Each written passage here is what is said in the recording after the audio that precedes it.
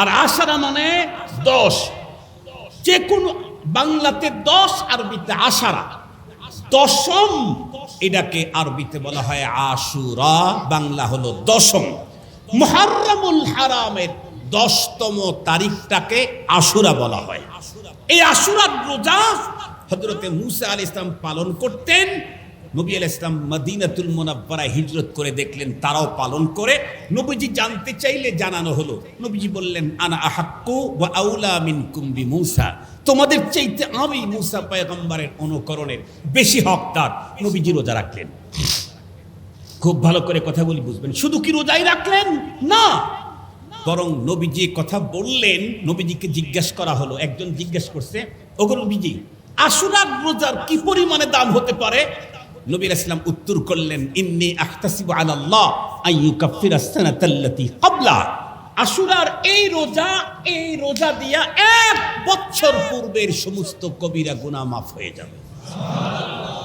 বিশ্ব নবীজি আরো কি বলেন?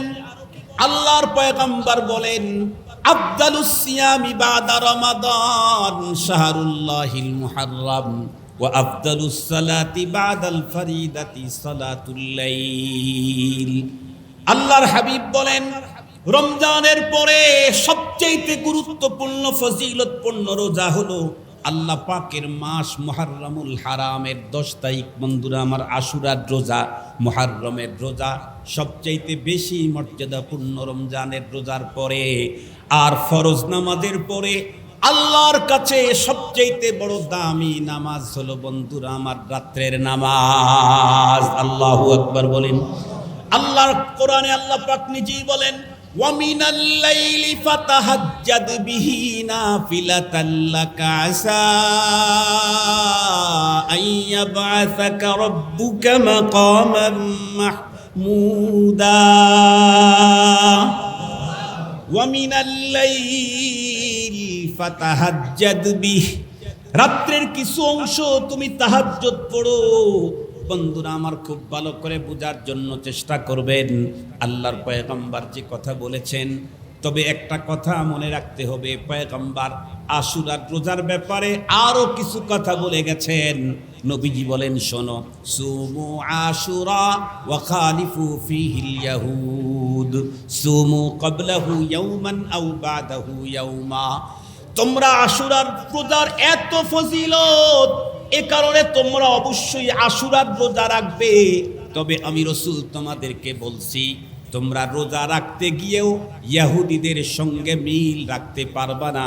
তোমরা তাদের সাথে অমিল করার জন্য একদিন আগে অথবা একদিন পরে মিলায়া 2 দিন রোজা রাখবা। একদিন আগে মানে 9 তারিখ 10 তারিখ, একদিন পরে মানে 10 তারিখ আর 11 তারিখ।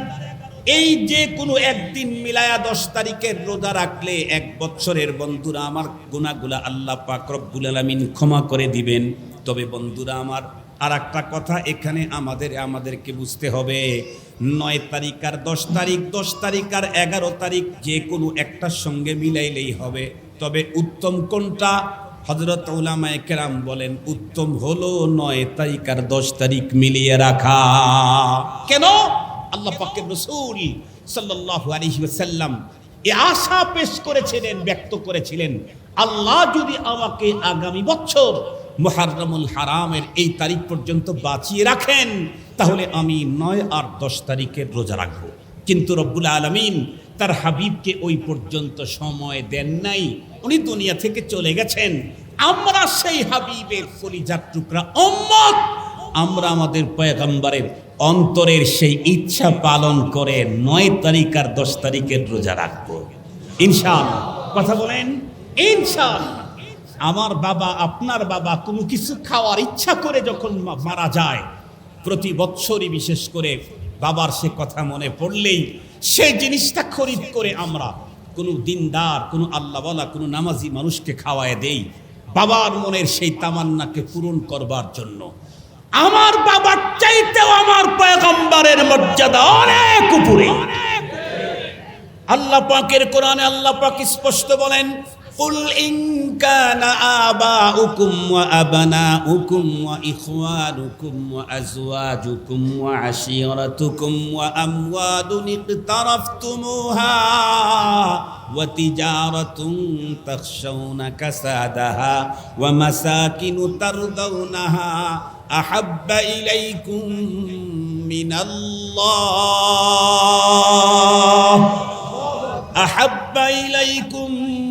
من الله ورسوله وجهاد في سبيله فتربصوا حتى يأتي الله بأمره والله لا يهدي القوم الفاسقين আল্লাহ পাক প্রথমে ৮ বস্তুর কথা উল্লেখ করে পরে ৩ বস্তুর কথা উল্লেখ করে আল্লাহ পাক বললেন এই ৮ বস্তুর চাইতে তোমাদের অন্তরে পরের উল্লেখিত ৩ বস্তুর মায়া যদি তোমাদের অন্তরে বেশি না হয় তাহলে তোমরা আযাবের জন্য অপেক্ষা করতে থাকো।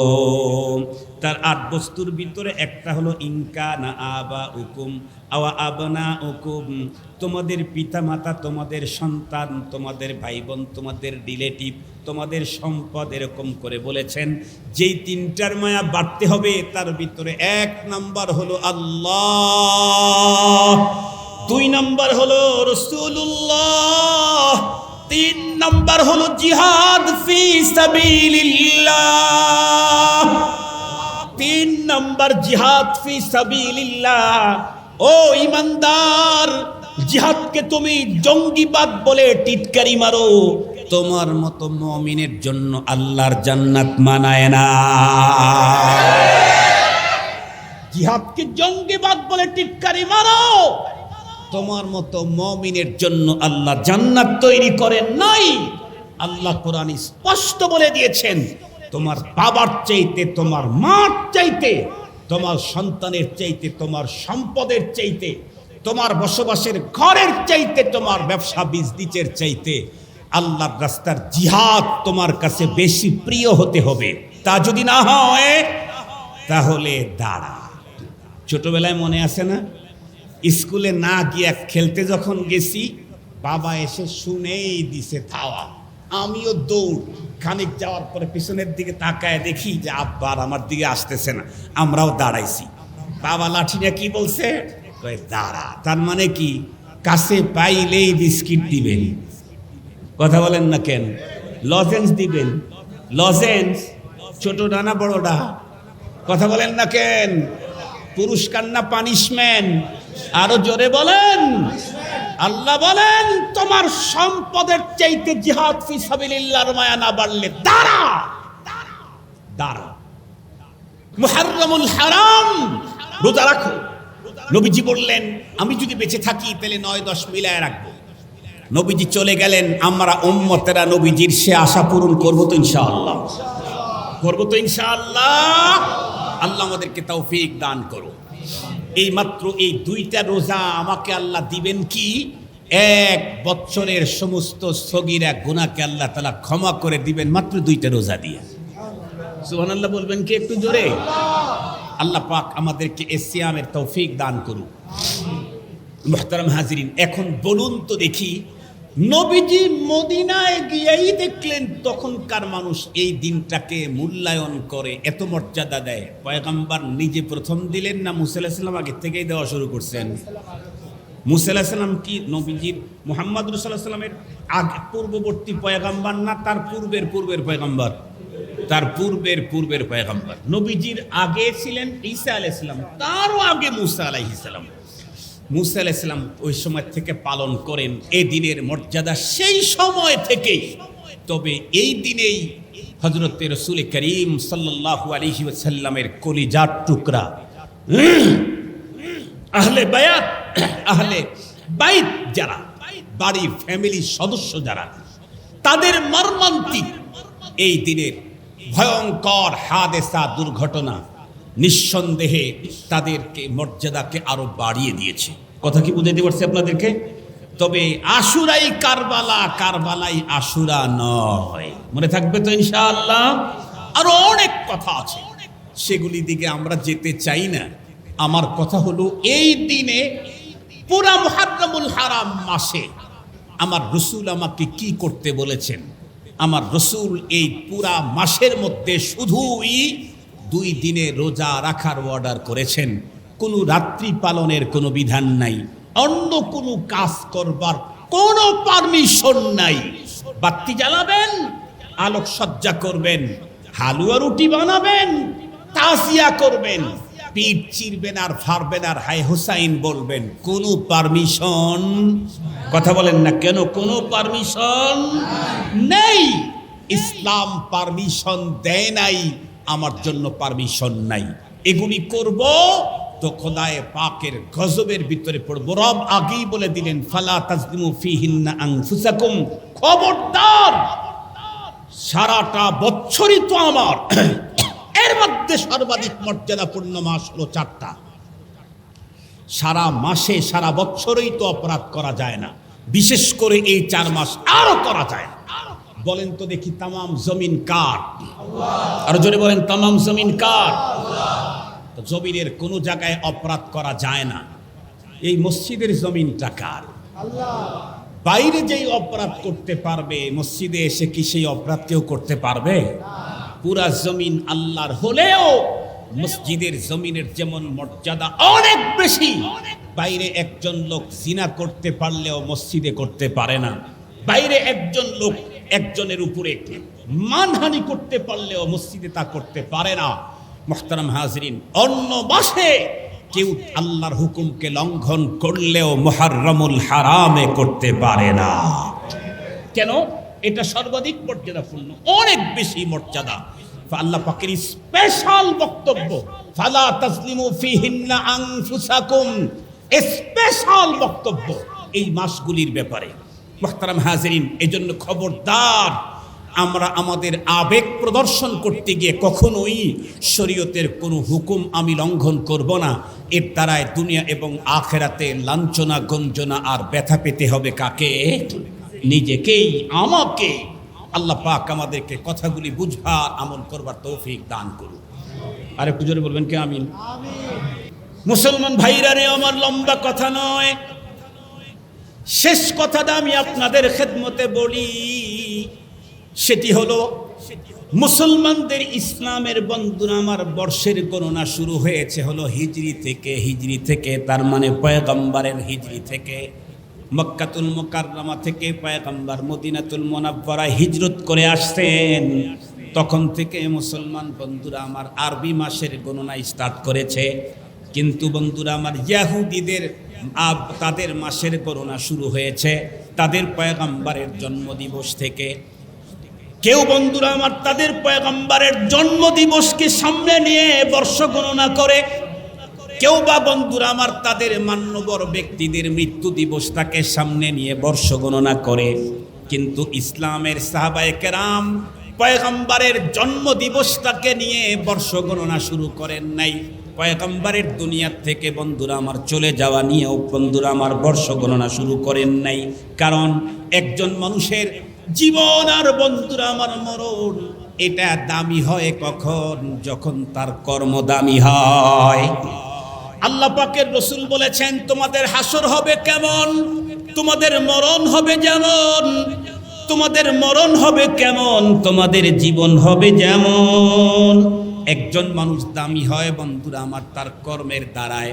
আর আল্লাহ পাকের পয়গম্বরের সবচেয়ে বড় যুগান্তকারী কর্মের ভিতরে বন্ধুরা আমার একটা বড় কর্ম হলো শুধু দ্বীনের জন্য, ইসলামের জন্য বন্ধুরা আমার মাতৃভূমি তো শুধু মাতৃভূমি নয়, বরং খানায়ে কাবার জমিন, সাফা মারওয়ার জমিন, মিনা মুজদালিফার জমিন, ও মুসলমান, আরাফার জমিনকে পর্যন্ত ত্যাগ করে পয়গম্বর চলে গেলেন আল্লাহর দ্বীনের জন্যে। বন্ধুরা আমার, সেই কর্মটাকে কিয়ামত পর্যন্ত মুসলমান যাতে এটা তাদের মাথায় রাখে, তাদের মাথায় যেন থাকে, আমার পয়গম্বর দ্বীনের জন্য মাতৃভূমি ছেড়েছেন, আল্লাহর ঘরের এরিয়া ছেড়েছেন, মিনা মুজদালিফা সাফা মারওয়া ছেড়েছেন। আমরাও দ্বীনের জন্য পৃথিবীর সবগুলাকে ছেড়ে দিতে পারি, কিন্তু কোনো অবস্থাতেই দ্বীন থেকে দূরে যেতে পারি না। আমাদের আজকের একটাই আমার আহ্বান আপনাদের কাছে, হিজরি সন প্রথম বছর হলো মুহররমুল হারাম, বিশ্বনবী সাল্লাল্লাহু আলাইহি ওয়াসাল্লামের হিজরতের জিনিসটাকে নিয়েই আরবি বর্ষের গণনা।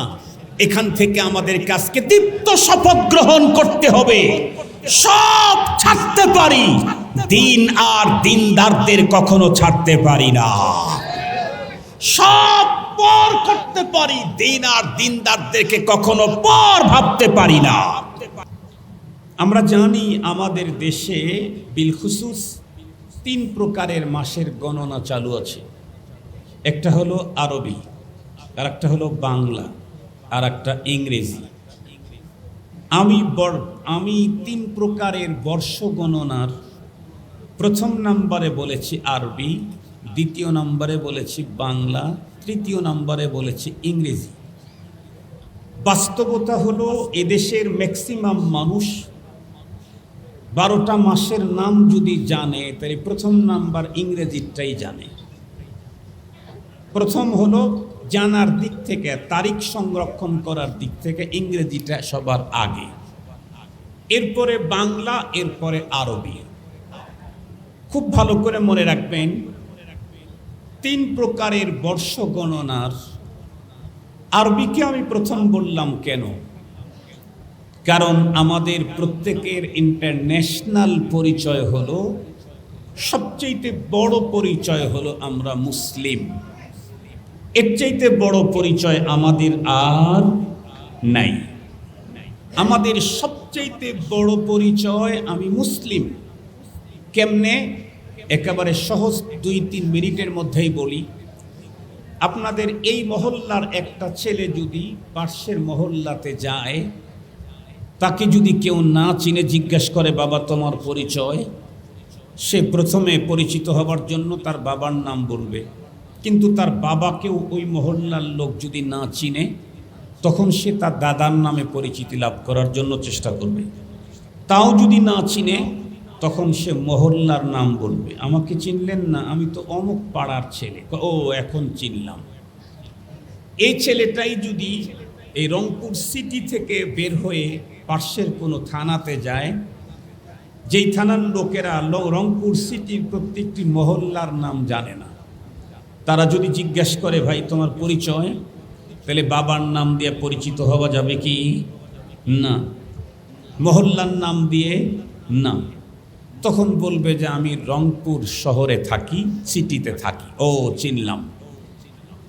এই লোকগুলি যখন এক দেশ থেকে আরেক দেশে চলে গেল, সেই দেশের মানুষ তো রংপুর চেনে না, পীরগঞ্জ চেনে না, দিনাজপুর চেনে না, লালমনিরহাট চেনে না, নীলমনিরহাটও চেনে না, লাল সাগরও চেনে না, নীল সাগরও চেনে না। সেইখানে যদি কেউ জিজ্ঞেস করে ভাই আপনার পরিচয়, তখন কি বাবার নামে পরিচয় হবে, মহল্লার নামে, এলাকার নামে, কিসের নামে? দেশের নামে। বলবে আমি বাংলাদেশি। ও বাঙালি, এ কথা বলবে। আমার জিজ্ঞাসা হলো, এই মানুষগুলি যখন এই জগৎ ছেড়ে আর একটা জগতে চলে যাবে, এখন আছে জমিনের উপরে, সেদিন বেশি দূর নয় যেদিন 3টা সাদা কাপড়ে প্যাকেট করে জমিনের ভিতরে ঢুকায় দিবে। সেইখানে যাওয়ার পরেও তো পরিচয় জিজ্ঞাসা করা হবে, মান রাব্বুকা ওয়া মা দীনুকা ওয়া মান হাদার রাজুলুল্লাযী বুইসা ফীকুম। সেখানেও পরিচয় জানতে চাবে, মান রাব্বু, তোমার পরিচয় বলো। সেই জায়গায় যদি বলে আমারে চিনলেন না, আমি তো ফয়জুল্লাহর পোলা, চিনবে। যদি বলে আমি রংপুর সিটির লোক, চিনবে। যদি বলে আমি বাংলাদেশি, চিনবে। কি বলতে হবে? সেই দিন পরিচয় হবে ঈমান আর ইসলাম দিয়ে। সে বলতে হবে আমারে চিনেন না, রব্বি আল্লাহ, আমার রব আল্লাহ, আমি আল্লাহর বান্দা, আমি মুমিন। তাহলে আমার সবচাইতে বড় পরিচয়, যেটা এই জগতেও চলে পর জগতেও চলে, সেই পরিচয় হলো আমি মুমিন, আমি মুসলিম। মুহতারাম হাজিরিন, খুব কথা ভালো করে বুঝতে হবে। এই যে আমার সবচাইতে বড় পরিচয় আমি মুসলিম, এই মুসলমানদের ইসলামের বুনিয়াদ 5টা। রাসূল করিম সাল্লাল্লাহু আলাইহি ওয়াসাল্লাম ইরশাদ করেছেন সহিহ হাদিস, বুনিয়াল ইসলামু আলা খামসিন। ইসলামের স্তম্ভ কয়টা? পাঁচটা। পাঁচটা ইসলামের স্তম্ভের ভিতরে দুইটার সম্পর্কই হলো আরবি মাসের সাথে। তার মধ্যে একটা হচ্ছে রোজা। বলুন তো দেখি, রোজা আরবি মাসে শুরু হয় না বাংলা মাসে? ইংরেজিতে। ইংরেজিতে না। রাসূলুল্লাহ সাল্লাল্লাহু আলাইহি ওয়াসাল্লাম কি বলেছেন? সুমু লিরুইয়াতিহি ওয়াফতিরু লিরুইয়াতিহি। তোমরা আরবি মাসের চাঁদ দেখে রোজা রাখো আর চাঁদ দেখে রোজা ছাড়ো। আরো একটা গুরুত্বপূর্ণ ইসলামের রুকুন, সেটা হলো হজ্জে বাইতুল্লাহ, বাইতুল্লাহর হজ। বলুন তো দেখি, বাইতুল্লাহর হজের সম্পর্ক ইংরেজি মাসের সাথে? ফেব্রুয়ারির 3 তারিখ, জানুয়ারির 10 তারিখ, ফাল্গুনের 12 তারিখ, কোন মাসের সাথে? আরবি মাস জিলহজ। মনে রাখবেন, হজ কোনো ব্যক্তি পালন করতে চাইলে তার জন্য দুইটা জিনিস নির্ধারিত, জায়গাও নির্ধারিত, মাসও নির্ধারিত। শুধু নির্ধারিত মাস হলেই যত্রতত্র হজ করা যায় না। যত্রতত্র নির্ধারিত মাসে রোজা রাখা যায়। রমজান মাস আসলেই পৃথিবীর যেখানেই থাকুক সেখানেই সিয়াম পালন করার সুযোগ আছে। কিন্তু জিলহজ মাস ঢুকলেই পৃথিবীর যেখানেই থাকুক সেখানেই হজ করবার কোনো সুযোগ নেই। তার মানে হজের জন্য দুইটা জিনিস নির্ধারিত, সময়ও নির্ধারিত, জায়গাও নির্ধারিত।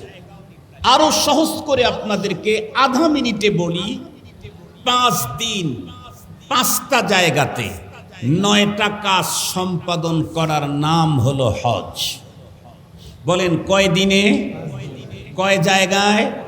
5 জায়গায়। 5 দিনে 5 জায়গায় কয়টা কাজ? 9 কাজ কমপ্লিট করার নাম হলো হজ। সেই 5টা দিন ইংরেজি মাসে, বাংলা মাসে, আরবি মাস। কোন মাস? সে মাসের নাম জিলহজ মাস। খুব ভালো করে বুঝবেন। তাহলে মুসলমানদের ইসলামের সম্পর্কই হলো আরবি মাসের সাথে। সঙ্গত কারণে প্রত্যেক মুসলিমকে আরবি মাসের গণনা জানা, সংরক্ষণ করা তারিখ, এটা তাদের ঈমানি দায়িত্ব, ধর্মীয় দায়িত্ব। এটা নফল আর ঐচ্ছিক আর মুস্তাহাব নয়। আরো যদি গভীরভাবে একটু ঢোকেন তাহলে দেখবেন আমাদের দেশে অনেক কোম্পানি অনেক সময় অনেক ছাড় দেয়। কোন কোম্পানি ইংরেজি মাসে ছাড় দেয়, কোন কোম্পানির ছাড় আসে হলো বাংলা মাস। যেমন পহেলা বৈশাখে কেউ ছাড় দেয়, কেউ আবার 31st নাইট পহেলা জানুয়ারি উপলক্ষে, ইংরেজি নববর্ষ উপলক্ষে ছাড় দেয়। কেউ আবার অমুক জাতীয় দিবস উপলক্ষে, বিজয় দিবস, স্বাধীনতা দিবস, আরো কত দিবস আছে, সেগুলি উপলক্ষে ছাড় দেয়। কিন্তু রব্বুল আলামিন তার বান্দাদেরকে যে অফার আর যত ছাড়ের ঘোষণা দিয়েছেন, একটাও ইংরেজি মাসের সাথে দেন নাই, একটাও বাংলা মাসে দেন নাই। প্রত্যেকটি ছাড় আর অফারের ঘোষণা হলো আরবি মাসের সাথে। যেমন রাসূল করিম সাল্লাল্লাহু আলাইহি ওয়াসাল্লাম স্পষ্ট ইরশাদ করেছেন। নবীজি কি বলেন? ইদা কানাত লাইলাতুন নিসফ মিন শাবান ফাকুমু লাইলাহা ওয়া সুমু নাহারাহা। রাসূল করিম সাল্লাল্লাহু আলাইহি ওয়াসাল্লাম স্পষ্ট বলে দিয়েছেন যে শাবান মাসের মধ্যবর্তী রজনী যখন আসবে তখন তোমরা রাত্রি জাগরণ করো আল্লাহর সান্নিধ্য অর্জনে, আর পরের দিন তোমরা রোজা রাখো। এখানে শাবান বলেছেন নাকি ইংরেজি মাস বলেছেন, না বাংলা বলেছেন? না। আবার যদি আপনারা দেখেন আল্লাহ পাকের রসুল আরো বলেন, কি বলেন? রাসূল করিম সাল্লাল্লাহু আলাইহি ওয়াসাল্লাম সাআলান নবী সাল্লাল্লাহু আলাইহি ওয়াসাল্লাম রাজুল, একজন ব্যক্তি পয়গম্বরকে জিজ্ঞাসা করলেন, ওগো আল্লাহর হাবিব, মুহররমের রোজার ব্যাপারে আমি জানতে চাই, এটার মর্যাদা কেমন? আল্লাহ পাকের রসুল তখন উত্তর করলেন, ইন্নী আহতাসিবু আলাল্লাহ আইয়ুকাফিরাস সানাতাল্লাতী ক্বাবলা। মুহররমের রোজা ব্যাপারে আমি রাসূল আল্লাহ পাকের প্রতি আমার আশা হলো এই মুহররমের এই রোজা 1 বছর পূর্বের সমস্ত সগীরা গুনাহ মাপের জন্য যথেষ্ট হয়ে যাবে। এই মুহররমের রোজার কথা বলেছেন নাকি জানুয়ারির রোজার কথা বলেছেন, মার্চের রোজার কথা বলেছেন? আরো জোরে বলেন। ফাল্গুনের রোজার কথা বলেছেন। ফাল্গুনে কোনো রোজা আছে? মার্চে কোনো হজ আছে? এপ্রিলে কোনো যাকাত আছে? কথা বলেন না কেন? কোনো ইবাদত আছে? তাহলে আমি মুসলিম, আমার জীবনের মূল টার্গেটই হলো ইসলাম। সেই ইসলামের সম্পর্ক বাংলা মাসের সাথে না ইংরেজি মাসের সাথে না আরবি মাসের সাথে? তো এখন বলুন, আরবি মাসের গণনা শুধু বাবা জানলেই হবে না সন্তানের ফ্যামিলির সকল সদস্যদেরকে জানাতে হবে? কালকে থেকে আমল করবেন। শুধুই সন্তানদেরকে জানুয়ারি, ফেব্রুয়ারি, মার্চ শিখাইলেন, অথচ মুহররম শিখাইলেন না, জিলকাদা শিখাইলেন না, জিলহিজ্জা শিখাইলেন না, শাবান শিখাইলেন না, রজব শিখাইলেন না, রমাদান শিখাইলেন না। কি কচু শিখাইলেন আপনি? আপনি যে ধর্ম মানেন সেই ধর্মের সম্পর্ক তো জানুয়ারি আর ফেব্রুয়ারির সাথে না, বৈশাখ আর ফাল্গুনের সাথে না। আপনি যে ধর্ম পালন করেন, যে রব মানেন, সেই রবের সকল ওয়াফার হলো আরবি মাসের সাথে। ইংরেজি মাসে কোনো অফার আছে?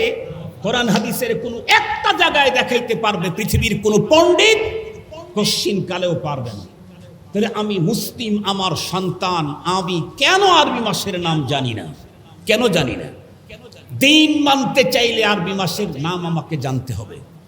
মুহতারাম হাজিরিন, এ কারণেই তো আমাদের এক বুজুর্গ বলেছিলেন, মান্নাদানাম জানুয়ারি ও ফেব্রুয়ারি, मन पेदानम सालोमा पैगंबरी, मन्नदानम जनवरी ओ फरवरी, मन पेदानम सालोमा पैगंबरी। আমাকে জিজ্ঞাসা করো আজকে জানুয়ারির কত তারিখ মিয়া? আমি তো এটা জানি না। কেন? জানুয়ারি দিয়ে কি করব? কারণ জানুয়ারিতে আমার রবের কোনো অফার ঘোষণা নাই। সেখানে আমি গিয়ে কি করব? আমি তো আমার রবের অফার খুঁজি।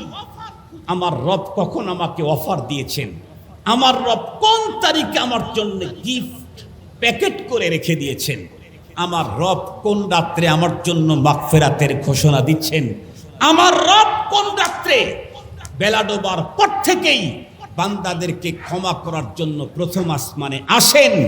কোরআন হাদিস খুঁজে দেখছি, একটাও ইংরেজি তারিখে আসে না, একটাও বাংলা তারিখে আসেন না। রব তো এগুলি সব বিলি করেন আরব তারিখে। এ কারণে আমি জানুয়ারি আর ফেব্রুয়ারি চিনি না, আমি পয়গম্বরি মাস চিনি। সুবহানাল্লাহ বলেন।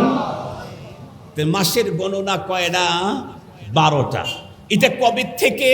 আল্লাহ পাক নিজেই বলেন, ইন্না ইদ্দাতাশ শুহুরি ইনদাল্লাহি 12 শাহরা في كتاب الله يوم خلق السماوات والأرض منها 4 حرم।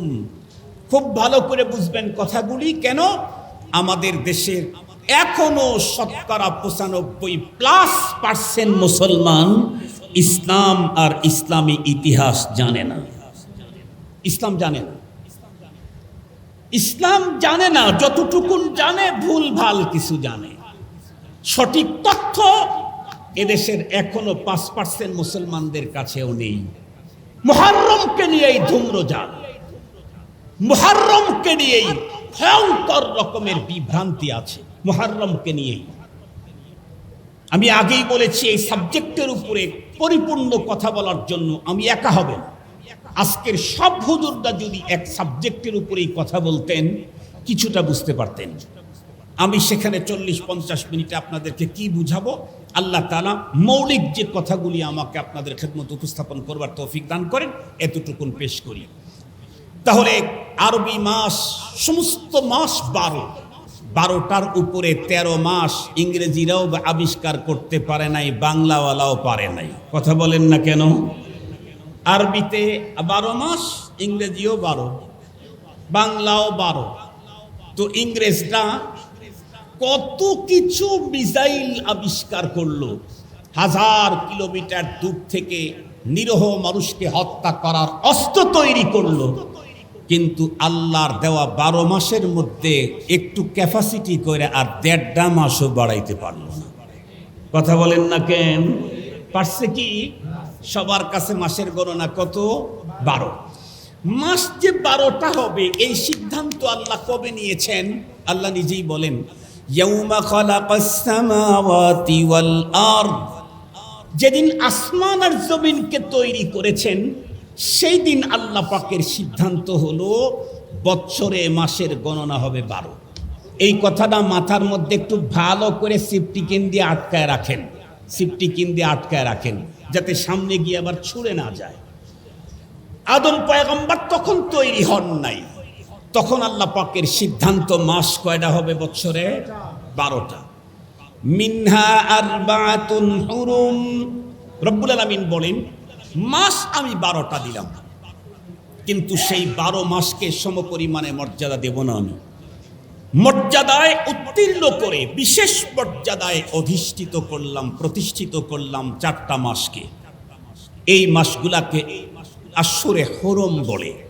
সর্বাধিক মর্যাদাপূর্ণ মাস, সর্বাধিক মর্যাদাপূর্ণ মাস 4টা।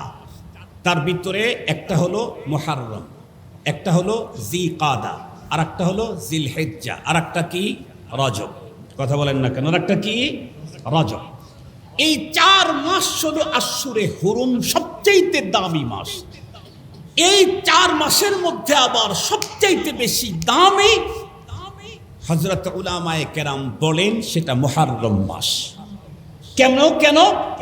কারণ মুহররম মাসকে মুহররমের নামকরণ করা হয়েছে। এই ইসলামের আগে এই মাসটার নাম ছিল সফরে আউয়াল। সফরে আউয়াল এই মাসের নাম ছিল। মুহররমের পরের মাস নাম কি? সফর।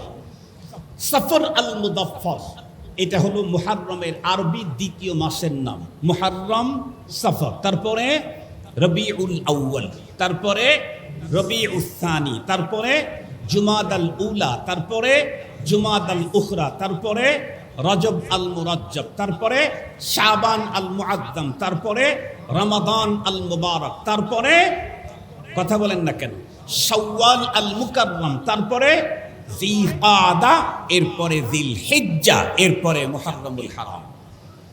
ইসলাম আসিবার আগে মুহররম তথা আরবি বর্ষের প্রথম মাসটাকে সফরে আউয়াল বলা হতো। পরবর্তীতে ইসলাম আসার পরে এই মাসটাকে সর্বোচ্চ মর্যাদা দিয়ে এই মাসের নাম করা হয়েছে মুহররমুল হারাম। মুহতারাম হাজিরিন, একটু ভালো করে বুঝবেন কথাগুলি। 4টাই মর্যাদায় সবচেয়ে বেশি। এই 4 মাসে ইসলামের আগেও, জাহিলি যুগেও মানুষ এই 4 মাসে হত্যা, খুন খারাপি এগুলি করত না। কেন? এই মাসগুলি অধিক মর্যাদাপূর্ণ। সঙ্গত কারণে এই মাসে কখনোই এই কাজগুলি গর্হিত কাজ করা যাবে না। আল্লাহর কোরআনে আল্লাহ তাআলা বলেন, ফালা তাজলিমু ফিহিন্না আনফুসাকুম, সুতরাং তোমরা এই মাসগুলিতে তোমরা তোমাদের অস্তিত্বের উপরে জুলুম করতে যেও না। আল্লাহর হুকুম লঙ্ঘন করা এটা নিজের অস্তিত্বের উপরেই জুলুম করা। কথা বলেন না কেন? আল্লাহর হুকুম লঙ্ঘন করা এটা মূলত কার উপরে জুলুম করা? নিজের উপরেই জুলুম করা। বিশ্বাস যদি না হয়, বিশ্বাস না হওয়ার তো সুযোগ বাংলাদেশে এখন নাই, কারণ বাংলাদেশ তো এখন 5ই আগস্টের পরে দ্বিতীয় স্বাধীনতার পরের বাংলাদেশ। এই তো মাত্র কিছুদিন আগেই দেখলাম বিগত সময়ের প্রভাবশালী কি জানি কমিশন, এন্তেকাল কমিশন পরে নাম হয়েছিল, তাই না? একটা ঘটনাকে নিয়ে ওই কমিশনের নাম এসেছিল এন্তেকাল কমিশন। সেই এন্তেকাল কমিশনের প্রভাবশালী একজনকে ধরে কিছু ছেলে পেলে অস্বাভাবিক বেইজ্জতি করলো, এমনকি একজন জুতা তার গালে মারল। আমরা এটার পক্ষে বিপক্ষে কিছু বলতেছি না, এটা কাজটা ভালো করছে না মন্দ করছে এই ব্যাপারে একদম চুপ। একদম চুপ। ভালো বলতেছি না, মন্দ বলতেছি না, এখান থেকে শুধুই একটা হিকমত, একটা তথ্য আমি নিতে চাচ্ছি, একটা সবক নিতে চাই। সেটি হলো কি, উনি কিন্তু নিশ্চুপ, একদম নিথুর, একদম চুপচাপ, কোনো আওয়াজ নাই। দেখেছেন তো মনে হয় আপনারা অনেকে ভিডিওটা, চুপচাপ দাঁড়িয়ে আছেন। কেন জানি না কেন, তবে দূরের থেকে যেটা আন্দাজ করতেছি সেটা হলো, এক নাম্বার, এই মুহূর্তে যদি আমি এই জুতার বাড়ির প্রতিরোধ করতে যাই, তাহলে আমার জীবন বিপন্ন হওয়ার সম্ভাবনা আছে। এ কারণে জুতার বাড়ি লাগুক, তবে জীবনটা বেঁচে থাকুক। মোহতারাম হাজরিন, আমি জিজ্ঞেস করতে চাই, তাদের এই যে কঠিন দুরবস্থা, কঠিন অসম্মানী, এর জন্য মূল দায়ী কে? কথা বলেন না কেন? কথা বলেন না কেন? নিজেরাই দায়ী। আমার গলায় জুতার মালার জন্য আমি দায়ী, আমি অসম্মানী হওয়ার জন্য আমি দায়ী। আল্লাহ পাক রব্বুল আলামিন রাস্তা তৈরি করে দিয়েছেন, রবের বাতানো তরিকায় পথ চলো। কেউ যদি জুলুম করে তোমার উপরে জুতার মালা একজন পরায়, দূর থেকে তোমাকে সম্মানের মালা লক্ষ জন পরাবার জন্য অপেক্ষা করতে থাকে। যেমন বিগত সময়ে অনেক উলামায়ে কেরামকে জুলুম করে, অবিচার করে, অহেতুক মিথ্যা বলে জেলখানায় ঢুকিয়েছিল। তার মধ্যে আজকের মাহফিলের যিনি প্রধান আকর্ষণ, মাওলানা খালেদ সাইফুল্লাহ আইয়ুবী, উনি নাকি ককটেল মেরেছিল। ওই লোকটাকে যখন হাসপাতালে নিয়ে যেত তখনও ডান্ডা বেরি থাকতো।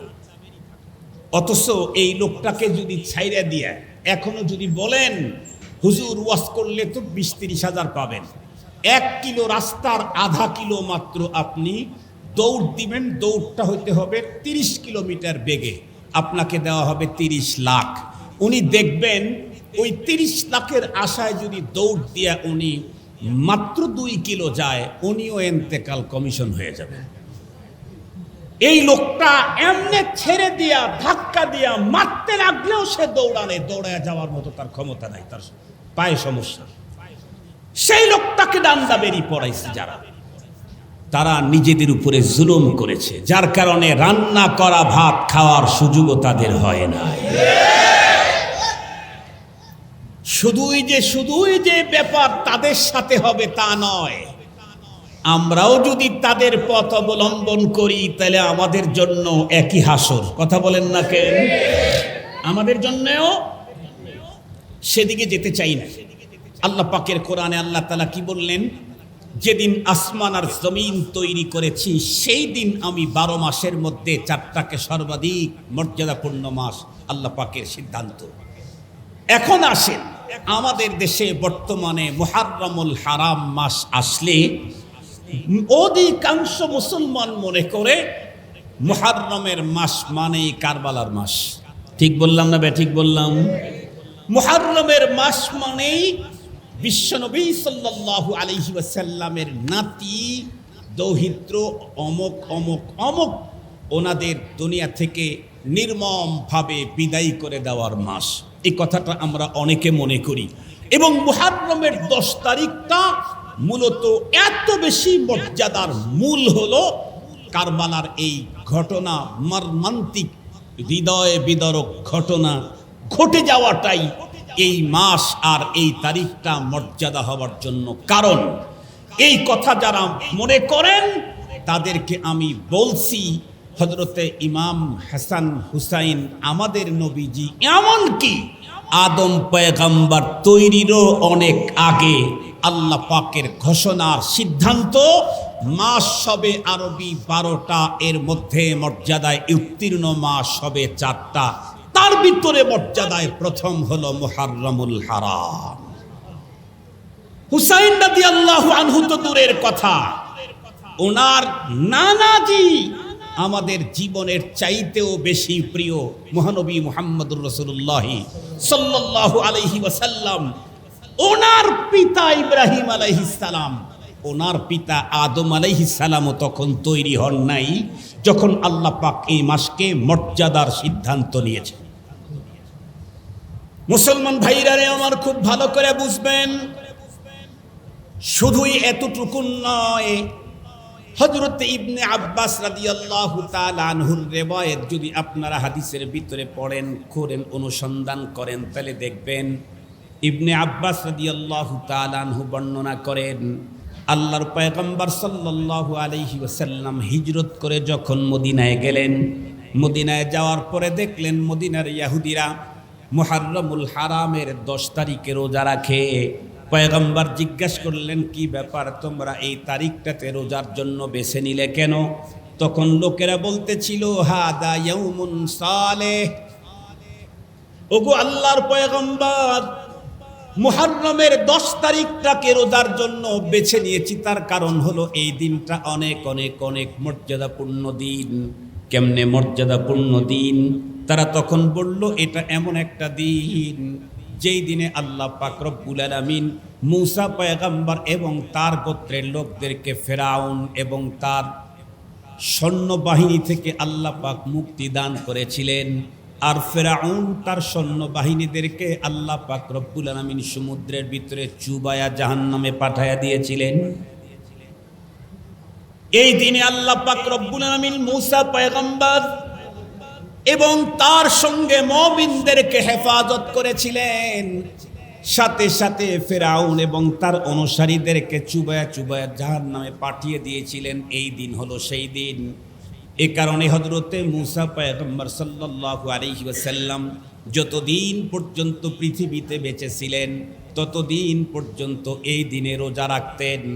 আমরা সেই পয়গম্বরের অনুকরণে আমরাও রমজান, আমরাও মুহররমুল হারামের 10 তারিখে রোজা রাখি। এ কথা শুনে আমার পয়গম্বর তখন উত্তর করলেন, আনা আহাক্কু ওয়া আউলা মিনকুম বিমূসা আলাইহিস সালাম। নবীজি বললেন, তোমাদের চাইতে আমি মূসা পয়গম্বরের এই ভালো কাজের অনুকরণের জন্য বড় হকদার, আমি সবচাইতে বড় হকদার। কেন বললেন? কারণ সমস্ত নবীদের ভিতরে একজন নবীর সাথে আর একজন নবীর সম্পর্ক ছিল উখুওয়াতের, ভাই ভাইয়ের সম্পর্ক। আপনারা বিশুদ্ধ হাদিস বুখারী শরীফ থেকে যদি এর উদ্ধৃতি নিতে চান তাহলে মেরাজের হাদিস পড়ে দেখবেন, আল্লাহ পাকের রাসূল বলেন যে আমাকে জিবরাইল আমিন যখন প্রথম আসমানের ওখানে গেটের দরজার ওখানে নিয়ে আওয়াজ করলো, বলল ইফতাহিল বাব, গেটটা খুলে দাও। তখন ওই পাশ থেকে গেটের যে জিম্মাদার, গেটম্যান, যে সাহাবী ফেরেশতা, সে জিজ্ঞাসা করলো, মান, কে তুমি গেট খোলার জন্য বলো? হযরত জিবরাইল আমিন উত্তর করলেন, আনা জিবরিল, আমি জিবরাইল গেট খোলার জন্য বলতেছি। ওই পাশ থেকে তখন জিজ্ঞাসা করলেন, মাম্মাক, আপনি তো জিবরাইল, কিন্তু আপনার সাথে দেখা যাচ্ছে উনি কে? সুবহানাল্লাহ বলবেন কি?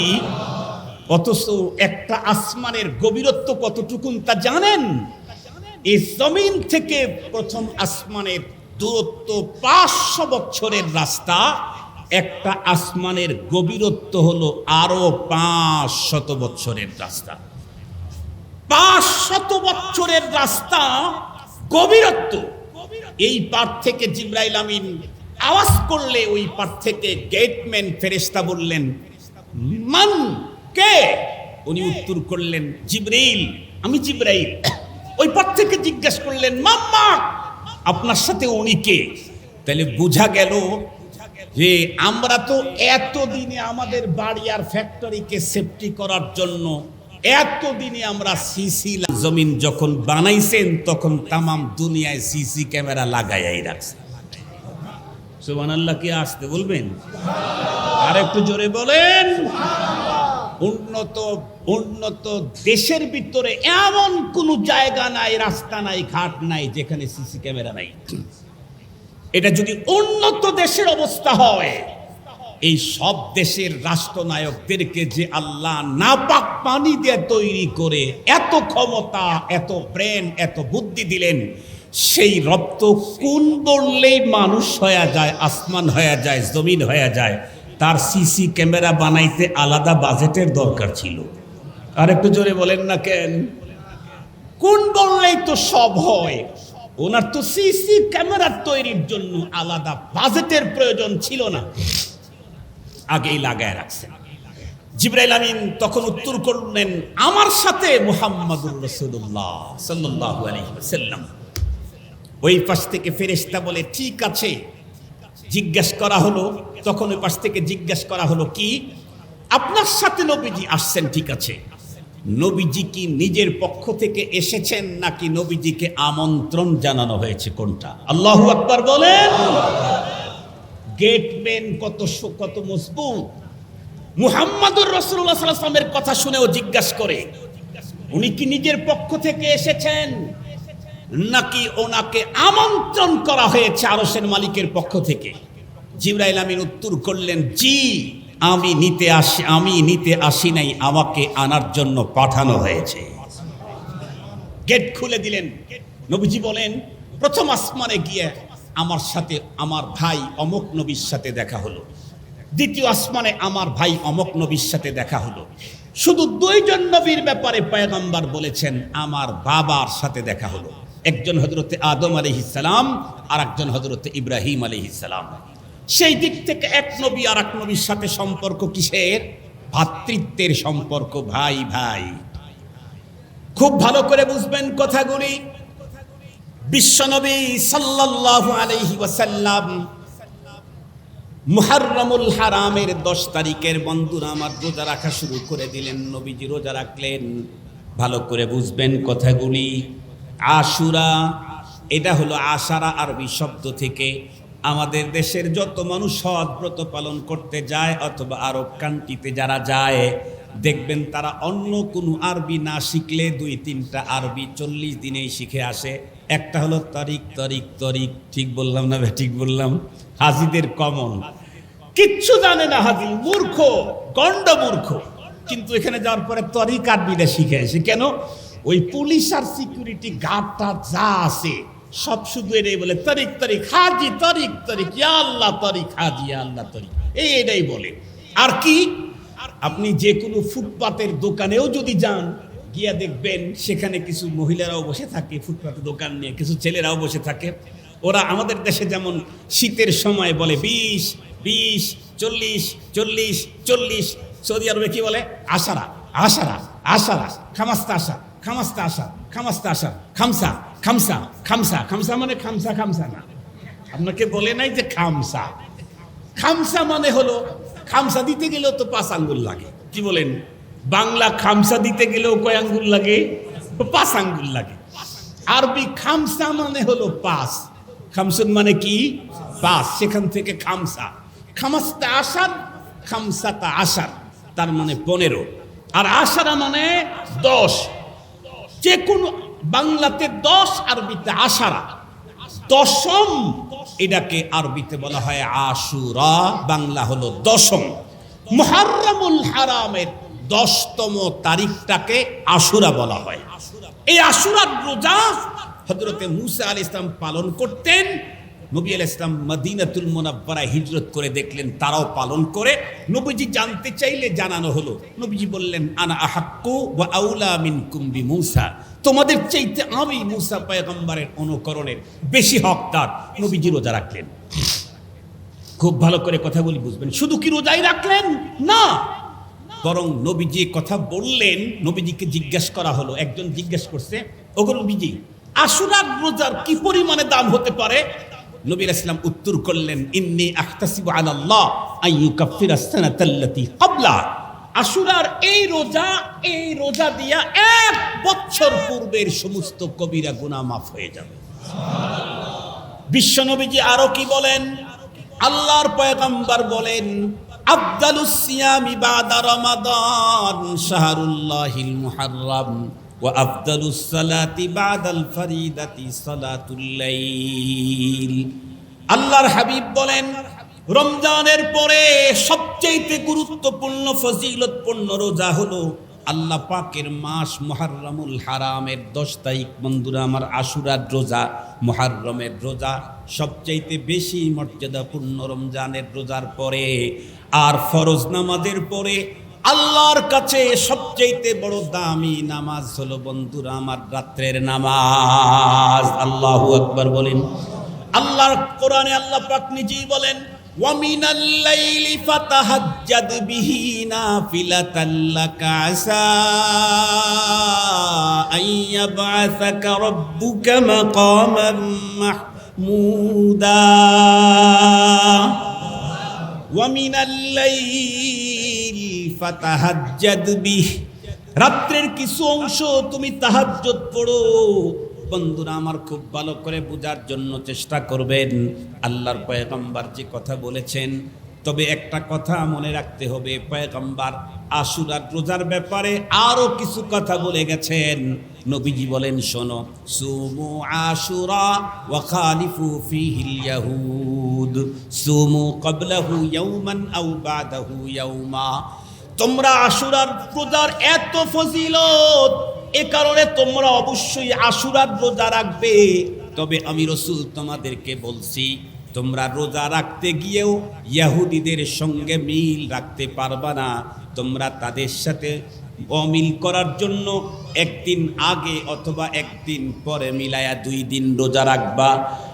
একদিন আগে মানে 9 তারিখ 10 তারিখ, একদিন পরে মানে 10 তারিখ আর 11 তারিখ। এই যে কোনো একদিন মিলায়া 10 তারিখের রোজা রাখলে 1 বছরের বন্ধুরা আমার গুনাহগুলা আল্লাহ পাক রব্বুল আলামিন ক্ষমা করে দিবেন। তবে বন্ধুরা আমার আর একটা কথা এখানে আমাদেরকে বুঝতে হবে, 9 তারিখ আর 10 তারিখ, 10 তারিখ আর 11 তারিখ যে কোনো একটার সঙ্গে মিলাইলেই হবে। তবে উত্তম কোনটা? হযরত উলামায়ে কেরাম বলেন উত্তম হলো 9 তারিখ আর 10 তারিখ মিলিয়ে রাখা। কেন? আল্লাহ পাকের রাসূল সাল্লাল্লাহু আলাইহি ওয়াসাল্লাম এই আশা পেশ করেছিলেন, ব্যক্ত করেছিলেন, আল্লাহ যদি আমাকে আগামী বছর মুহররমুল হারামের এই তারিখ পর্যন্ত বাঁচিয়ে রাখেন, তাহলে আমি 9 আর 10 তারিখের রোজা রাখব। কিন্তু রব্বুল আলামিন তার হাবিবকে ওই পর্যন্ত সময় দেন নাই, উনি দুনিয়া থেকে চলে গেছেন। আমরা সেই হাবিবের কলিজার টুকরা উম্মত, আমরা আমাদের পয়গম্বরের অন্তরের সেই ইচ্ছা পালন করে 9 তারিখ আর 10 তারিখের রোজা রাখবো ইনশাআল্লাহ। কথা বলেন ইনশাআল্লাহ। আমার বাবা, আপনার বাবা কোনো কিছু খাওয়ার ইচ্ছা করে যখন মারা যায়, প্রতি বছরই বিশেষ করে বাবার সে কথা মনে পড়লেই সেই জিনিসটা খরিদ করে আমরা কোনো দিনদার, কোনো আল্লাহওয়ালা, কোনো নামাজি মানুষকে খাওয়ায় দেই, বাবার মনের সেই তামান্নাকে পূরণ করবার জন্য। আমার বাবার চাইতেও আমার পয়গম্বরের মর্যাদা অনেক উপরে। আল্লাহ পাকের কোরআনে আল্লাহ পাক স্পষ্ট বলেন, কুল ইন কানা আবাউকুম ওয়া আবনাউকুম ওয়া ইখওয়ানুকুম ওয়া আজওয়াজুকুম ওয়া আশীরাতুকুম ওয়া আমওয়ালুন ইকতারাফতুমুহা ওয়া তিজারাতুন তাখশাউনা কাসাদাহা ওয়া মাসাকিনু তারদাউনাহা আহাব্বা ইলাইকুম মিনাল্লাহ আহাব্বা ইলাইকুম মিনাল্লাহি ওয়া রাসূলিহি ওয়া জিহাদিন ফি সাবিলিহি ফাতারাব্বাসু হাত্তা ইয়াতিয়াল্লাহু বিআমরি ওয়াল্লাহু লা ইয়াহদিল কওমাল ফাসিকিন। আল্লাহ পাক প্রথমে 8 বস্তুর কথা উল্লেখ করে পরে 3 বস্তুর কথা উল্লেখ করে আল্লাহ পাক বললেন, এই 8 বস্তুর চাইতে তোমাদের অন্তরে পরের উল্লেখিত 3 বস্তুর মায়া যদি তোমাদের অন্তরে বেশি না হয়, তাহলে তোমরা আযাবের জন্য অপেক্ষা করতে থাকো। তার 8 বস্তুর ভিতরে একটা হলো ইনকানা আবাউকুম আও আবনাউকুম, তোমাদের পিতামাতা, তোমাদের সন্তান, তোমাদের ভাই বোন, তোমাদের রিলেটিভ, তোমাদের সম্পদ, এরকম করে বলেছেন। যেই 3টার মায়া বাড়তে হবে তার ভিতরে 1 নাম্বার হলো আল্লাহ, 2 নাম্বার হলো রাসূলুল্লাহ, 3 নাম্বার হলো জিহাদ ফি সাবিলিল্লাহ। 3 নাম্বার জিহাদ ফি সাবিলিল্লাহ। ও ইমানদার, জিহাদকে তুমি জঙ্গিবাদ বলে টিটকারি মারো, তোমার মতো মুমিনের জন্য আল্লাহর জান্নাত মানায় না। জিহাদকে জঙ্গিবাদ বলে টিটকারি মারো। তোমার মতো মুমিনের জন্য আল্লাহ জান্নাত তৈরি করেন নাই। আল্লাহ কোরআনে স্পষ্ট বলে দিয়েছেন, তোমার বাবার চাইতে, তোমার মার চাইতে, তোমার সন্তানের চাইতে, তোমার সম্পদের চাইতে, তোমার বসবাসের ঘরের চাইতে, তোমার ব্যবসা বিজনেসের চাইতে আল্লাহর রাস্তার জিহাদ তোমার কাছে বেশি প্রিয় হতে হবে। তা যদি না হয় তাহলে দাঁড়া। ছোটবেলায় মনে আছে না, স্কুলে না গিয়ে খেলতে যখন গেছি, বাবা এসে শুনেই দিছে ধাওয়া, আমিও দৌড়। খানিক যাওয়ার পরে পিছনের দিকে তাকায় দেখি যে আব্বা আর আমার দিকে আসতেছে না, আমরাও দাঁড়াইছি। বাবা লাঠি নিয়ে কি বলছে, কয় দাঁড়া। তার মানে কি, কাছে পাইলেই বিস্কিট দিবেন। কথা বলেন না কেন? লজেন্স দিবেন। লজেন্স ছোটটা না বড়টা? কথা বলেন না কেন? পুরস্কার না পানিশমেন্ট? আরো জোরে বলেন। আল্লাহ বলেন, তোমার সম্পদের চাইতে জিহাদ ফি সাবিলিল্লাহর মায়া না বাড়লে দাঁড়া। দাঁড়া। সেদিকে যেতে চাই না তো, অনেক বড় কথা। মরা এসে গেছেন, এই জন্য আমি আমার আলোচনাকে 10 মিনিটের মধ্যে শেষ করে দিই। নির্ধারিত তারিখ, সময় ইনশাআল্লাহ ঠিক আছে। নির্ধারিত টাইম হিসাবে আমার কিন্তু আছে আর 2 মিনিট। তাই আমি 2 মিনিটই বলি না, আস্তে আস্তে একটু সময় লাগবে। উনি আসা পর্যন্ত বলি, যতটুকু বলতে পারি। লস তো হইব না, নাকি বলেন? কারণ আমি তোমার বাবার কথা বলতে আসি নেই, আমি তোমার নানার বাড়ির গল্প শোনাই নাই এ পর্যন্ত। গল্প শুনেছি আপনাদেরকে, আল্লাহ তাআলার কথা, কোরআনের কথা বলছি, ঝামেলা নেই ইনশাআল্লাহ।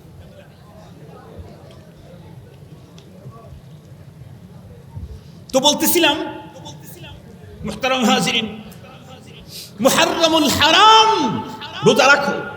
নবীজি বললেন, আমি যদি বেঁচে থাকি তাহলে 9-10 মিলায় রাখবো। নবীজি চলে গেলেন, আমরা উম্মতেরা নবীজির সে আশা পূরণ করবো তো ইনশাআল্লাহ? করবো তো ইনশাআল্লাহ?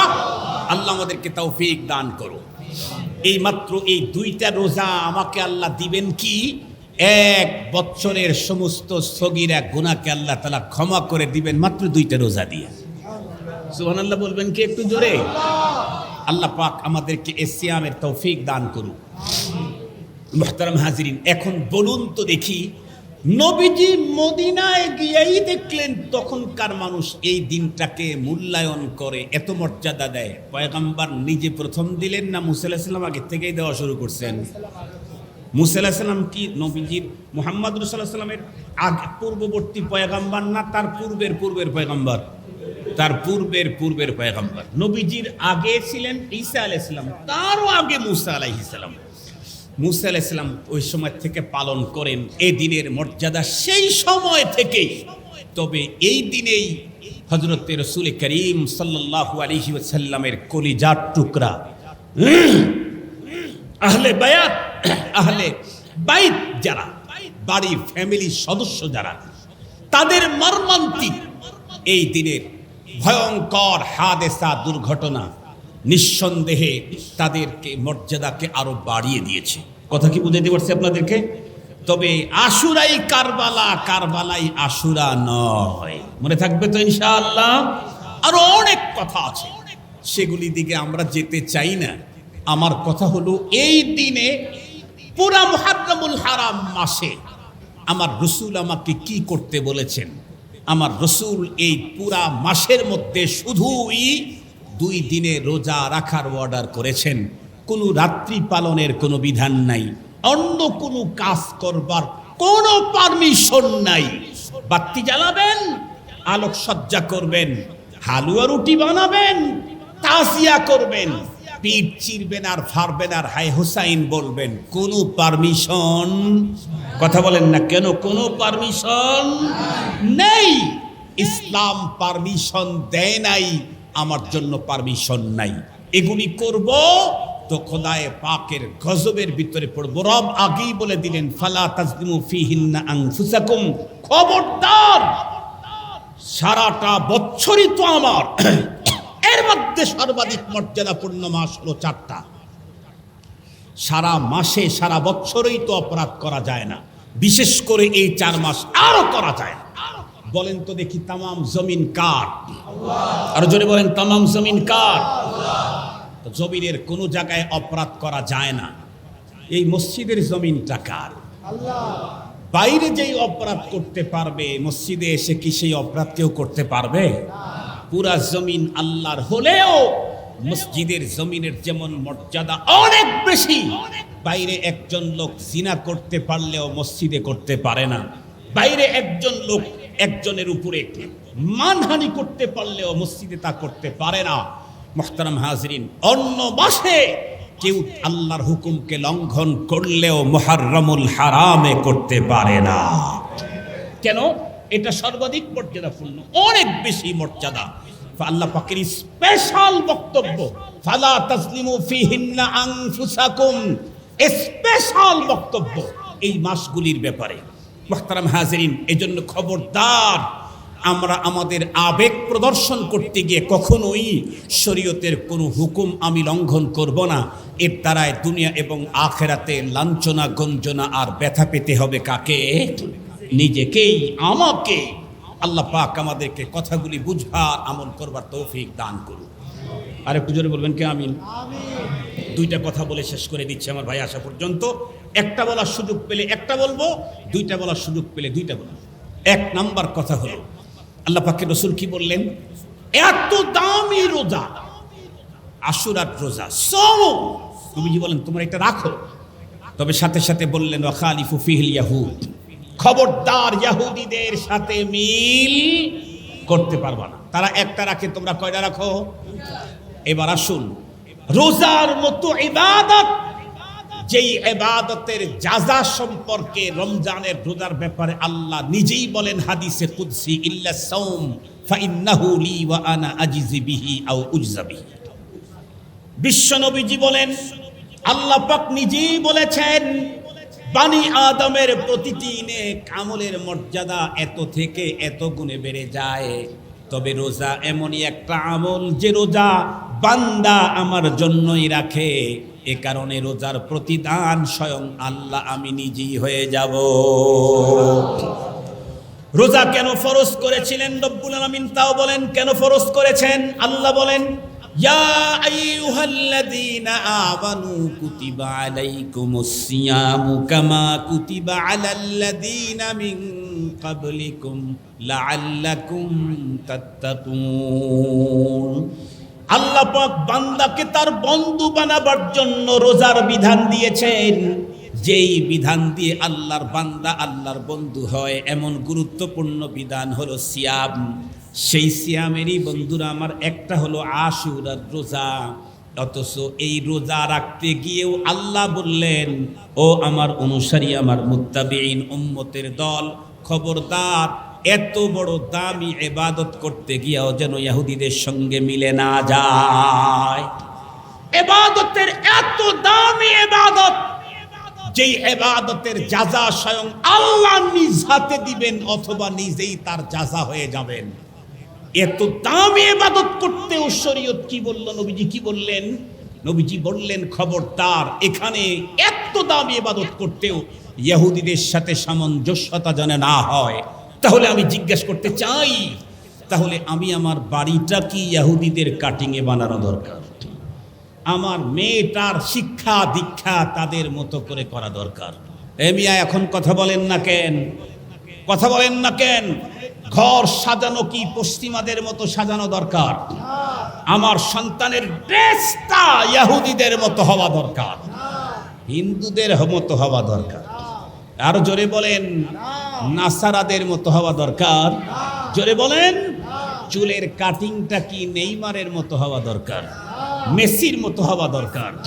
মুহতারাম হাজিরিন, আমার পোশাকের ডিজাইন, আমার চুলের কাটিং, আমার বাসার ডিজাইন, আমার ঘরের সিস্টেম, আমার সন্তানের চলা বলা খাওয়া সবগুলি হতে হবে মুহাম্মাদুর রাসূলুল্লাহ সাল্লাল্লাহু আলাইহি ওয়াসাল্লামের মতো। ইবাদতের শ্রেষ্ঠ ইবাদত রোজা, সেখানেও ইহুদিদের সাথে মিল করবার কোনো পারমিশন নাই। সঙ্গত কারণে মুসলিম তার জীবন চলার কোনো ক্ষেত্রেই ইহুদ নাসারা আর হিন্দুদেরকে মডেল বানাবার কোনো পারমিশন। আর একটু আস্তে বলেন, আর একটু জোরে বলেন। বিগত সময় এদেশের মুসলমানদেরকে কাঁটাতারের ওই পারের হিন্দুদের সভ্যতার সাথে মিলিয়ে সাংস্কৃতিক গুলে খাওয়ারের ষড়যন্ত্র চলেছিল। এখন যদি ওই পারের যদি সাদা চামড়ার কারো সভ্যতা আমাদের ঘাড়ের উপরে চাপায়া দেওয়ার ষড়যন্ত্র করা হয়, তাহলে অতীতের ষড়যন্ত্রকারীদের যা হয়েছে আগামী দিনের ষড়যন্ত্রকারীদের এর চাইতেও ভয়ঙ্কর পরিণতি বরণ করতে হবে, এর চাইতেও ভয়ঙ্কর। মুহতারাম হাজিরিন, বার্তা একদমই স্পষ্ট। পৃথিবীতে বাঁচতে আসি নাই, কেউ বাঁচতে চাইলে সুযোগও নাই।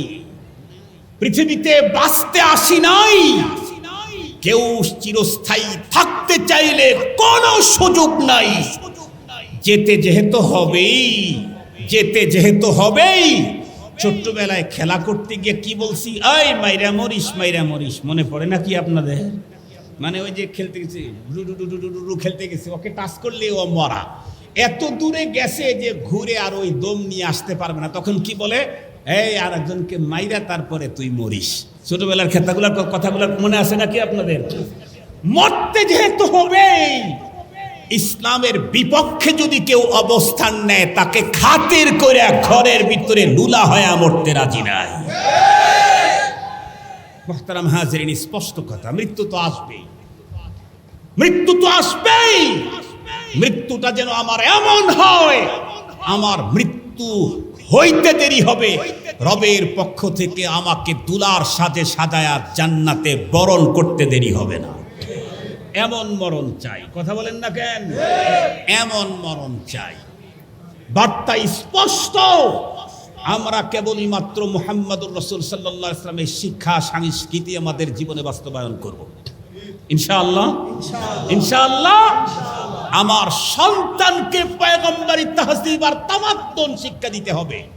মনে রাখেন রংপুর নতুন সিটির নতুন ভদ্র ভাইয়েরা, মনে রাখেন, সন্তানকে যদি আল্লাহর বাতানো পথ পদ্ধতি না শিখান, সন্তান শুধু রব থেকেই দূরে চলে যাবে না, বরং ওই সন্তান আপনাকে আপনার ঘর থেকে বের করে বৃদ্ধাশ্রমে পাঠাবে। ও শুধু রব থেকে দূরে চলে যাবে তা না, আপনার কষ্টে অর্জিত ঘর থেকে বের করে আপনাকে রাস্তায় ফেলে দিয়ে আসবে। ঘটনা কি বাংলাদেশে অস্বাভাবিক না দৈনন্দিনের ঘটনা? আরেকটু জোরে বলেন। ঢাকা শহরে আমি 2টা মসজিদে জুমার নামাজের পড়াই। একটা বনশ্রী সেন্ট্রাল মসজিদ, ওইখানে এক ভদ্রলোকের একটা ছেলে একটা মেয়ে। সে তার ছেলেকে হাফেজ আলেম বানানোর জন্য এতটাই মরিয়া হয়ে লাগছে, ছেলেকে নর্মাল মাদ্রাসায় দিলে সেখানে থাকতে পারে না, খাইতে পারে না, পরিবেশ মেলে না। শেষে মাদ্রাসায় একটা দিয়েছে তার একটা ছেলেকে শুধু হাফেজ বানানোর জন্য, মাদ্রাসায় একটা স্টার্ট করছে। তো আমি ওর একদিন, আমার খুব কাছের মানুষ, বয়স আমার অনেক ছোট, আমাকে বলে, হুজুর, আমি বলি কি ব্যাপার, এই আপনি রাজধানীতে থাকেন, ভিআইপি এরিয়াতে থাকেন, একটা মাত্র সন্তান, তাকে আপনি হুজুর বানাইতেছেন এবং হুজুর কেন হচ্ছে না, পেরেশান, প্রতিদিন দোয়া নেন, প্রতি সপ্তাহে ছেলেকে সাথে করে নিয়ে আসেন, শেষ পর্যন্ত একটা সন্তানকে হাফেজ বানানোর জন্য মাদ্রাসায় একটা শুরু করে দিলেন। প্রতি মাসে একটা মাদ্রাসায় ব্যয় আছে না অনেক টাকা। উনি বললেন, হুজুর, আমি আমার সন্তানকে হাফেজ আলেম বানানোর জন্য এত পাগল হয়েছি, আমার ডান বামের বাড়িওয়ালাদের সন্তানদের আচার আচরণ দেখি। কি কত কষ্ট করে বাবায় জীবনের শুরু থেকে 60 বছর পর্যন্ত হাড়ভাঙ্গা পরিশ্রম দিয়ে মাত্র 7 তলা বাড়িটা তৈরি করলো।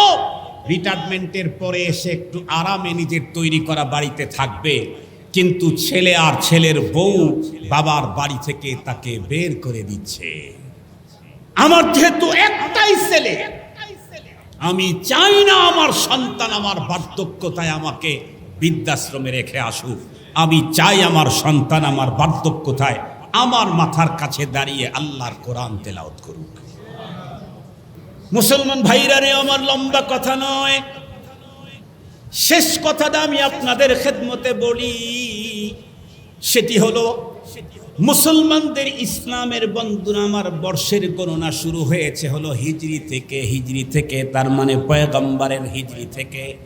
মক্কাতুল মুকাররমা থেকে পয়গম্বর মদিনাতুল মুনাওয়ারায় হিজরত করে আসছেন, তখন থেকে মুসলমান বন্ধুরা আমার আরবি মাসের গণনা স্টার্ট করেছে।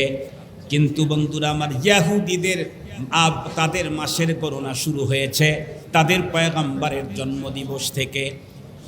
কেউ বন্ধুরা আমার তাদের পয়গম্বরের জন্মদিবসকে সামনে নিয়ে বর্ষ গণনা করে, কেউ বা বন্ধুরা আমার তাদের মান্যবর ব্যক্তিদের মৃত্যু দিবসটাকে সামনে নিয়ে বর্ষ গণনা করে। কিন্তু ইসলামের সাহাবায়ে কেরাম পয়গম্বরের জন্ম দিবসটাকে নিয়ে বর্ষ গণনা শুরু করেন নাই। পয়গম্বরের দুনিয়ার থেকে বন্ধুরা আমার চলে যাওয়া নিয়েও বন্ধুরা আমার বর্ষ গণনা শুরু করেন নাই।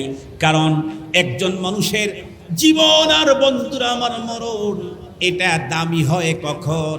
যখন তার কর্ম দামি হয়। আল্লাহ পাকের রাসূল বলেছেন, তোমাদের হাসর হবে কেমন? তোমাদের মরণ হবে যেমন। তোমাদের মরণ হবে কেমন? তোমাদের জীবন হবে যেমন। একজন মানুষ দামি হয় বন্ধুরা আমার তার কর্মের দ্বারায়। আর আল্লাহ পাকের পয়গম্বরের সবচাইতে বড় যুগান্তকারী কর্মের ভিতরে বন্ধুরা আমার একটা বড় কর্ম হলো শুধু দ্বীনের জন্য, ইসলামের জন্য বন্ধুরা আমার মাতৃভূমি তো শুধু মাতৃভূমি নয়, বরং খানায়ে কাবার জমিন, সাফা মারওয়ার জমিন, মিনা মুজদালিফার জমিন, ও মুসলমান আরাফার জমিনকে পর্যন্ত ত্যাগ করে পয়গম্বর চলে গেলেন আল্লাহর দ্বীনের জন্য। বন্ধুরা আমার সেই কর্মটাকে কিয়ামত পর্যন্ত মুসলমান যাতে এটা তাদের মাথায় রাখে, তাদের মাথায় যেন থাকে আমার পয়গম্বর দ্বীনের জন্য মাতৃভূমি ছেড়েছেন, আল্লাহর ঘরের এরিয়া ছেড়েছেন, মিনা মুজদালিফা সাফা মারওয়া ছেড়েছেন। আমরাও দ্বীনের জন্য পৃথিবীর সবগুলাকে ছেড়ে দিতে পারি, কিন্তু কোনো অবস্থাতেই দ্বীন থেকে দূরে যেতে পারি না। আমাদের আজকের একটাই আমার আহ্বান আপনাদের কাছে, হিজরি সন প্রথম বছর হলো মুহররমুল হারাম। বিশ্বনবী সাল্লাল্লাহু আলাইহি ওয়াসাল্লামের হিজরতের জিনিসটাকে নিয়েই আরবি বর্ষের গণনা। এখান থেকে আমাদের কাছকে দীপ্ত শপথ গ্রহণ করতে হবে, সব ছাড়তে পারি, দিন আর দিনদারদের কখনো ছাড়তে পারি না। সব পর করতে পারি, দিন আর দিনদারদেরকে কখনো পর ভাবতে পারি না। আল্লাহ পাক রব্বুল আলামিন আমাদের প্রত্যেককে হিজরি সনের প্রথম মাসের আজকের দিনের বরকতপূর্ণ মজলিসের এই জায়গা থেকে আলোচিত কথাগুলি অন্তরে স্থান দিয়ে আগামী দিন চলার তৌফিক দান করুক। ওয়া আখিরু দাওয়ানা আলহামদুলিল্লাহি রাব্বিল আলামিন। ওয়াসসালামু আলাইকুম ওয়া রাহমাতুল্লাহি ওয়া বারাকাতুহু।